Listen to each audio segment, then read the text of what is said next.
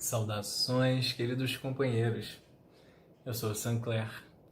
Primeiramente, eu gostaria de agradecer o convite da equipe do Centro Espírita Ibirajara, que me honrou com essa feliz oportunidade de, junto com vocês, refletir um pouco mais sobre os ensinamentos da doutrina espírita. Hoje, vamos falar sobre a Lei do Progresso, que é abordada no capítulo 8 da terceira parte do Livro dos Espíritos, capítulo este que trata das leis morais.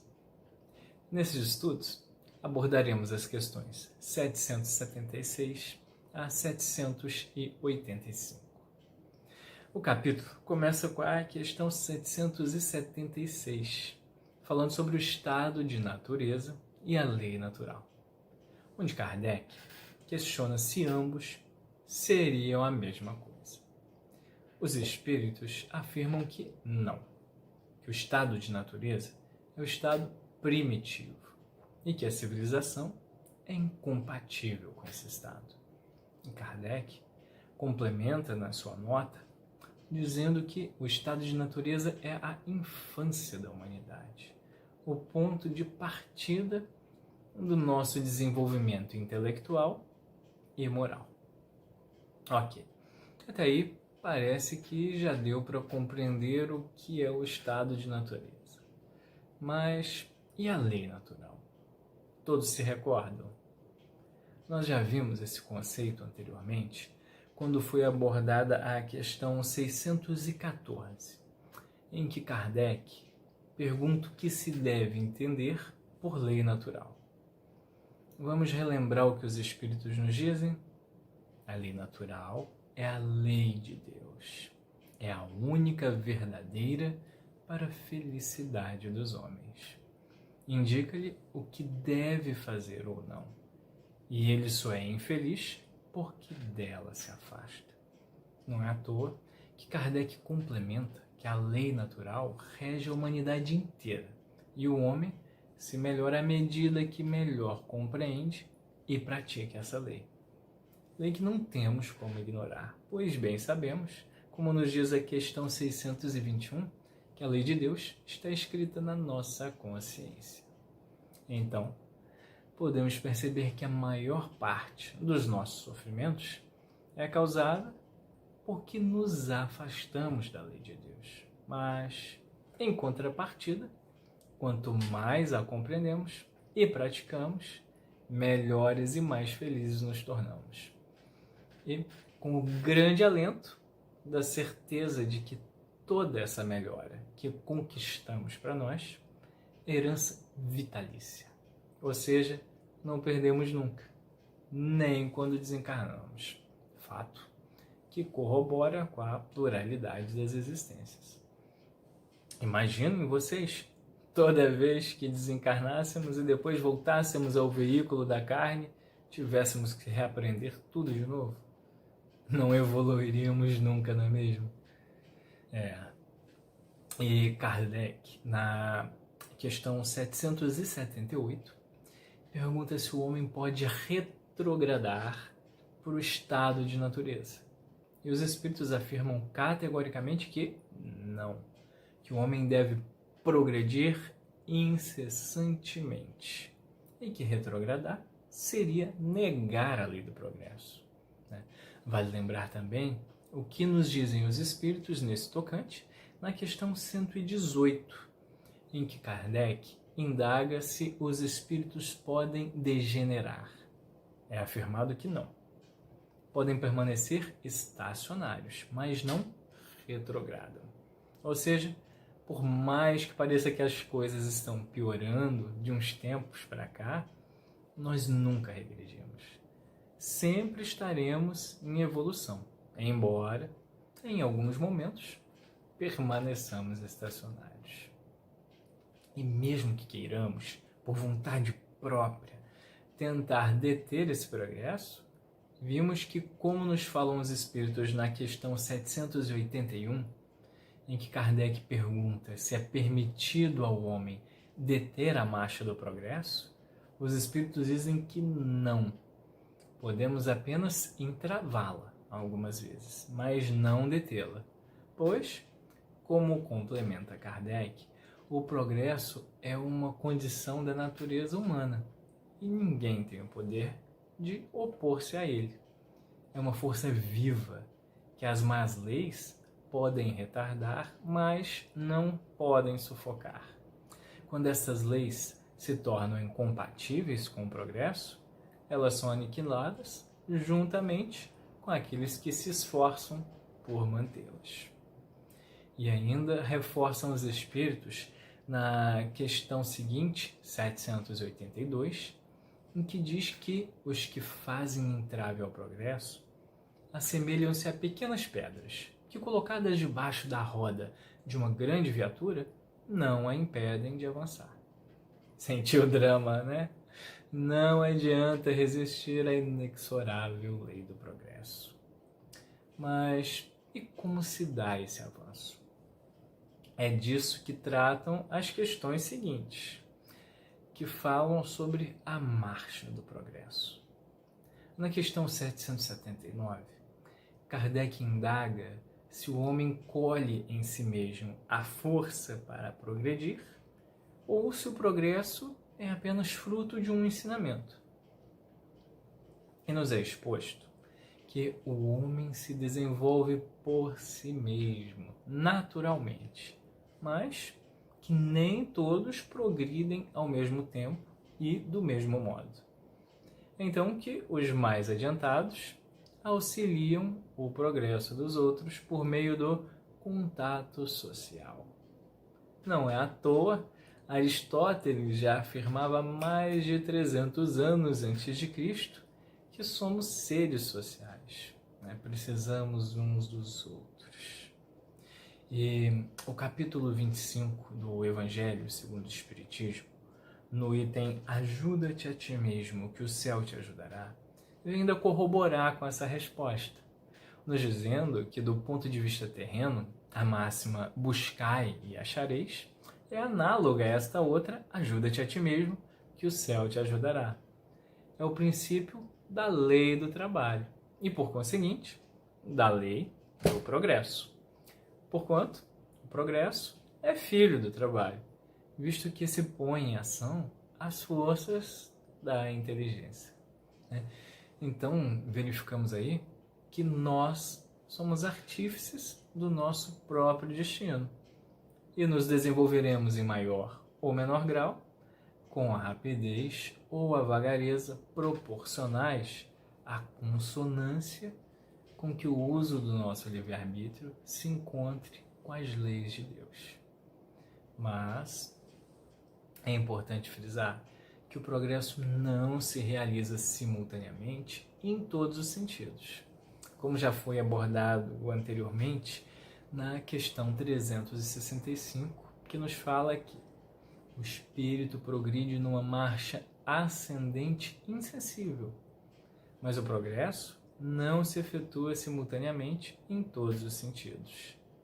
Num período, ele pode avançar em ciência, no outro, em imoralidade, o que é confirmado na resposta da questão 780, em que Kardec pergunta se o progresso moral acompanha sempre o progresso intelectual. Nos é exposto pelos espíritos que é a sua consequência o progresso moral, mas nem sempre o segue imediatamente. Ou seja, primeiro evoluímos intelectualmente e, por consequência, o progresso intelectual faz com que tenhamos a capacidade de compreender o bem e o mal, para então podermos escolher através do exercício do nosso livre-arbítrio. E essa escolha, ela também se refina ao passo em que nós desenvolvemos a nossa intelectualidade, visto que o desenvolvimento do livre-arbítrio ele acompanha o da inteligência e também aumenta a responsabilidade que temos sobre os nossos atos. Novamente buscando aí subsídios no item Ajuda-te a ti mesmo, que o céu te ajudará, do capítulo 25 do Evangelho segundo o Espiritismo, ao qual nos referimos agora há pouco. Esse item, ele nos traz que Deus, porém, lhe deu, a mais do que outorgou ao animal, o desejo incessante do melhorar. Uma referência clara, né? A lei do progresso. E o item continua. E é desse desejo que o impele à pesquisa dos meios de melhorar a sua posição, que o leva às descobertas, às invenções, ao aperfeiçoamento da ciência. Porquanto, é a ciência que lhe proporciona o que lhe falta. Pelas suas pesquisas, a inteligência se lhe engrandece e o moral se lhe depura. As necessidades do corpo sucedem às do espírito. Depois do alimento material, precisa ele do alimento espiritual. É assim que o homem passa da selvageria à civilização. Basta analisarmos as 3 últimas décadas para comprovar o que nos foi exposto. Pois a partir de 1988 até agora, desenvolveram-se tecnologias e sistemas em todas as áreas da atividade humana que foram superiores aos milênios anteriores da evolução humana. Em 30 anos, nós fomos capazes, cada um com a sua aptidão e na soma da criatividade, talento e dedicação, de revolucionar a vida humana em todos os sentidos, na área tecnológica e do conhecimento. Isso é um indicador do quanto progredimos em inteligência, mas não significa que progredimos na mesma proporção em moralidade. Muitas vezes se confunde conhecimento com sabedoria, né? Imaginando que ambos são a mesma coisa, mas não o são. Acumular conhecimento não é sinônimo de sabedoria. O desenvolvimento do conhecimento está ligado ao progresso intelectual. E o desenvolvimento da sabedoria, à vertente do progresso moral, que se refere à conduta e ao sentimento. É o seu aprimoramento, o ajuste do sentimento ao ideal do belo e do bem. A sabedoria já é algo que a gente aprende com a vida, pelos princípios de Deus. Podemos dizer que a sabedoria é a inteligência espiritual desenvolvida e aplicada. Inclusive, Hermínio de Miranda, em um dos seus livros, diz que a sabedoria é a capacidade de utilização ética da inteligência e dos conhecimentos. Podemos utilizar também a história das 3 peneiras de Sócrates como exemplo desse paralelo entre conhecimento e sabedoria. Com certeza alguns de vocês já conhecem a história que diz: um homem, ele foi ao encontro de Sócrates, levando ao filósofo uma informação que julgava de seu interesse. Ele diz: quero contar-te uma coisa a respeito de um amigo teu. Espera um momento, disse Sócrates. Antes de contar-me, quero saber se fizesses passar essa informação pelas 3 peneiras. 3 peneiras? O que queres dizer? Vamos peneirar aquilo que quer me dizer. Devemos sempre usar as 3 peneiras. Se não as conheces, presta bem atenção. A primeira é a peneira da verdade. Tens certeza de que isso que queres dizer-me é verdade? Bem, foi o que ouvi outros contarem. Eu não sei exatamente se é verdade. A segunda peneira é a da bondade. Com certeza deves ter passado a informação pela peneira da bondade. O que tens a me dizer? É bom ou não? Envergonhado, o homem respondeu: devo confessar que não. A terceira peneira é a da utilidade. Pensaste bem se é útil o que vieste falar a respeito do meu amigo? Útil? Na verdade, não. Então, disse-lhe o sábio, se o que queres contar-me não é verdadeiro, nem bom, nem útil, então é melhor que o guardes apenas para ti. Moral da história: se as pessoas usassem desses critérios, seriam mais felizes e usariam seus esforços e talentos em outras atividades antes de obedecer ao impulso de simplesmente passá-los adiante. Então, nós já podemos perceber que o nosso progresso se dá aí em duas vertentes: progresso intelectual e progresso moral. E Kardec inquire na questão 783 o seguinte: o aperfeiçoamento da humanidade segue sempre uma marcha progressiva e lenta? E aí podemos perceber na resposta dos espíritos que a marcha do progresso às vezes precisa de um combustível extra para que seja acelerada quando a humanidade não caminha na velocidade evolutiva em que deveria caminhar.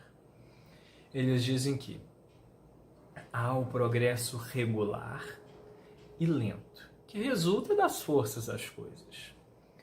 Quando, porém, um povo não progride tão depressa quanto deveria, Deus o sujeita de tempos em tempos a um abalo físico ou moral que o transforma.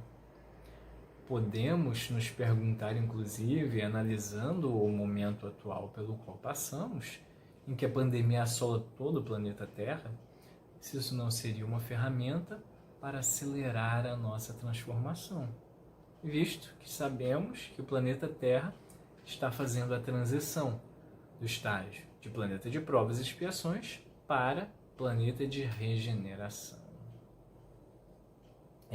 Sobre essa resposta, os espíritos ainda complementam, dizendo que o homem geralmente não percebe nessas comoções senão a desordem e a confusão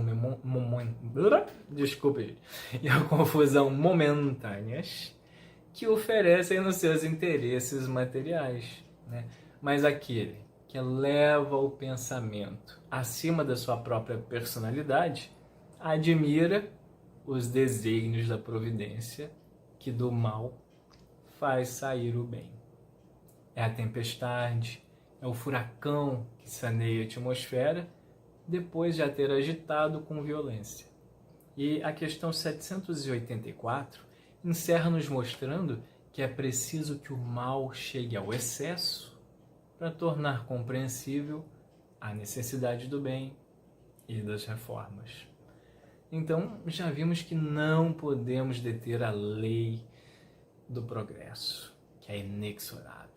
Podemos apenas lhe colocar entrave.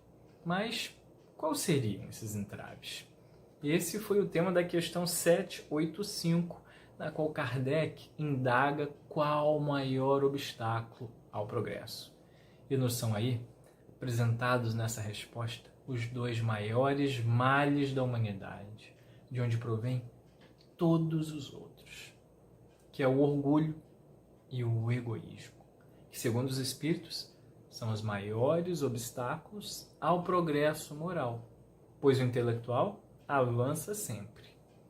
Chamam-nos a atenção para que não nos enganemos, pois à primeira vista parece mesmo que o progresso intelectual ele redobra a atividade do orgulho e do egoísmo, desenvolvendo a ambição, o gosto das riquezas, mas que, por sua vez, incitam também o homem às pesquisas que lhe esclarecem o espírito. E é assim que tudo se interrelaciona, tanto no mundo moral quanto no mundo físico, e que do próprio mal pode nascer o bem.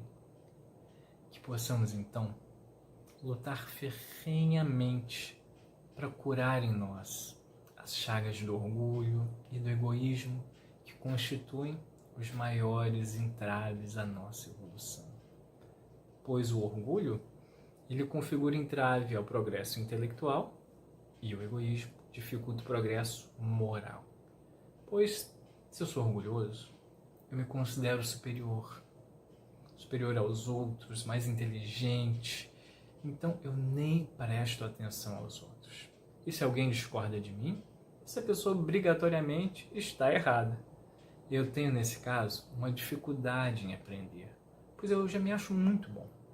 Enquanto o egoísmo é uma atenção toda focada no meu bem-estar, nas minhas necessidades pessoais. Tudo que é meu é mais importante. Precisamos, então, cada dia mais, buscar o antídoto da humildade para combater o orgulho, nos espelhando no modelo de Jesus, um líder servidor que, com a sua humildade, lavou os pés dos apóstolos e ainda liderou e continua liderando milhares de almas como nosso governador planetário. E também precisamos buscar o antídoto da caridade no combate ao egoísmo. Pois, como traz aqui a questão 788, a luz mata as trevas e a caridade mata o egoísmo. E lembrando, como mostra a questão 886, que o verdadeiro sentido da palavra caridade, tal qual Jesus a entendia, é benevolência para com todos, indulgência para com as imperfeições dos outros e perdão das ofensas, o nosso BIP.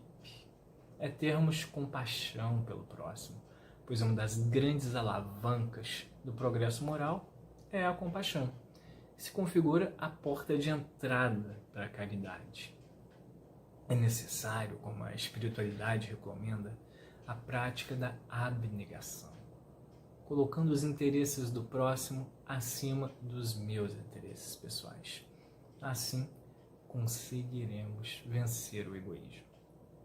E é trabalhando a extinção desses dois males, começando pelo nosso lar, onde somos mais desafiados nesses quesitos, que alcançaremos voos mais longos até a prática da lei de amor e caridade se tornarem naturalmente extensíveis a todos que passarem em algum momento pelo nosso convívio. E assim, através da fraternidade, atingiremos a verdadeira felicidade. E aqui, meus amigos, se encerra o nosso estudo de hoje. Espero que tenham gostado. Agradeço a atenção, a paciência de todos e me despeço com um abraço fraternal a cada um de vocês. Até a próxima.